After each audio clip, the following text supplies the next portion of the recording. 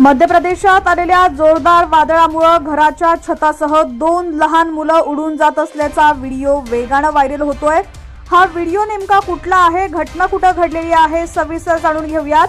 त्याआधी तुम्ही जर HPN मराठी न्यूज चॅनल पहिल्यांदाच पाहत असाल आणि अजूनही चॅनलला सबस्क्राइब केलेलं नसेल तर नक्की सबस्क्राइब करा, जेणेकरून आमचे अपडेट्स लवकरात लवकर तुमच्यापर्यंत पोहोचतील। तर ही घटना घडलेली आहे सागर जिल्ह्यातील बांदा तहसील मधील गोरा खुर्द गावात। म्हणजेच ही घटना घडलेली आहे मध्य प्रदेशमध्ये, जिथं मंगळवारी संध्याकाळी जोरदार वादळात एका घराचं छत उडून गेलं। घरात उपस्थित असलेली दोन्ही मुलं छताला उडून जाऊ नये म्हणून धरून होती, पण वादळ इतकं जोरदार होतं की त्याने छतासह मुलांनाही उडवून नेलं।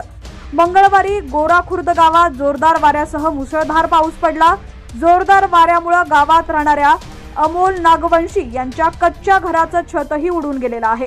वादळ चालू असताना अमोलची 2 मुलंही घरात होती, जी छताला उडून जाऊ नये म्हणून धरून होती, पण वारा इतका जोराचा होता की त्यानं छतासह दोघांनाही उडवून नेलं आणि दोन्ही मुलं छतासह उडून घराबाहेर पडली, ज्यामुळे दोघंही जखमी झाले आणि त्यांच्यावर उपचार सुरू आहेत।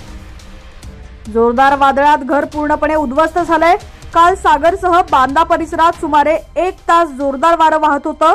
त्यांचा वेग ताशी सुमारे 60 ते 65 किलोमीटर असल्याचं सांगितलं जात आहे। जोरदार वादळानंतर अनेक भागात वीज पुरवठा खंडित झाला आणि लोकांना रात्र अंधारात काढावी लागली। दरम्यान या ठिकाणचं हे जे भयानक दृश्य तुम्ही पाहताय, या ठिकाणी वादळी वाऱ्यात 2 मुलं छतासहित उडून गेल्याचं पाहायला मिळालंय।